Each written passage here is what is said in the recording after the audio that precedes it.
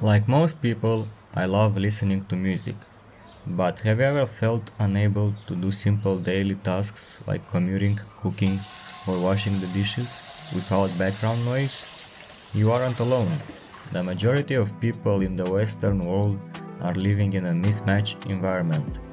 Our brains evolved to treat music as a rare source of creativity and art. However, modern corporations like Spotify have leveraged our neural pathways to create a state of auditory addiction, transforming a biological gift into a commodity for data extraction. Let's do a simple exercise. Open up your phone's app usage time. I'm pretty sure that Spotify or Apple Music are among the most used apps on your phone. Our brains were not wired to listen to music or other constant sound sources for nearly 4 hours a day, which is 1/4 of our waking lives.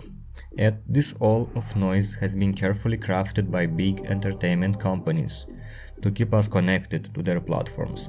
What feels like a personal choice is often a calculated design to ensure we never have to sit in silence. This can be reduced to the biology of our brains, more exactly the dopamine, which most people confuse with the pleasure molecule, but its role is to motivate us. Research from McGill University demonstrates that music triggers dopamine in two distinct stages. The anticipation phase, where the mind hungers for a familiar hook, and the consummatory phase. Corporations know this, and they exploit this by using variable rewards. Playlists like Discover Weekly work basically like a slot machine. You never know if the next song will be a hit or a miss. This process keeps your brain in a constant state of searching for dopamine. If you knew exactly what was coming, you would get bored. This plays perfectly into the next mechanism that is being used to retain your attention. Homeostasis, the body's natural tendency to maintain a stable environment. Think of this as a scale. On the right side is the pleasure that music gives you and you feel good. On the left side is the pain side. The brain is a master of balance, preventing us from feeling constantly good, which is dangerous for survival. So when you listen to music, you apply force on the right side, the pleasure. The brain in response applies pain on the left side, trying to keep this scale in balance. The problem arises when we overstimulate the right side by listening to music the whole day. The brain's response is simple. It tries to level the balance, and by doing this it gets better at pushing back on the left side. When you finally turn off the music, all the force on the right side disappears, while the force on the left side remains. This is why silence feels loud, irritating, or depressing. You are in a dopamine deficit. Spotify knows this and exploits it by encouraging 24/7 listening, ensuring that you always struggle to level the balance.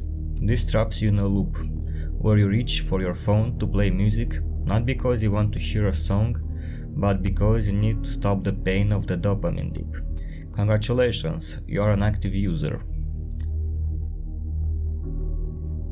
So, we saw how Spotify is not in the business of selling music, but selling habits.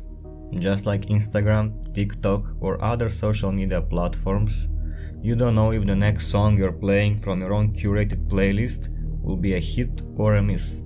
This unpredictability keeps you engaged longer than if you were just playing an album you already know. By using music as background noise, the company makes sure that you keep the app open the whole day. By tracking your mood, location, and routine, they gather data needed to do two things: sell hyper-targeted ads and keep you hooked on their platform. Because they promote dysfunctional use of music, these corporations have turned music from a creative challenge into a utility, which justifies paying artists almost nothing. Once the human element is fully commodified, the transition to AI-generated music will be seamless. You won't notice when the artist is gone. You'll just be happy not to sit in silence. I'm not saying this to make you feel guilty, but as a response to my own curiosity of why I always need some sound in the background when washing my dishes. Personally, I stopped paying Spotify and I don't use headphones anymore. So when I walk outside or during my commute, I listen to what's happening around me. And yes, sometimes it's not nice, but this allows me to enjoy the music I really love listening to.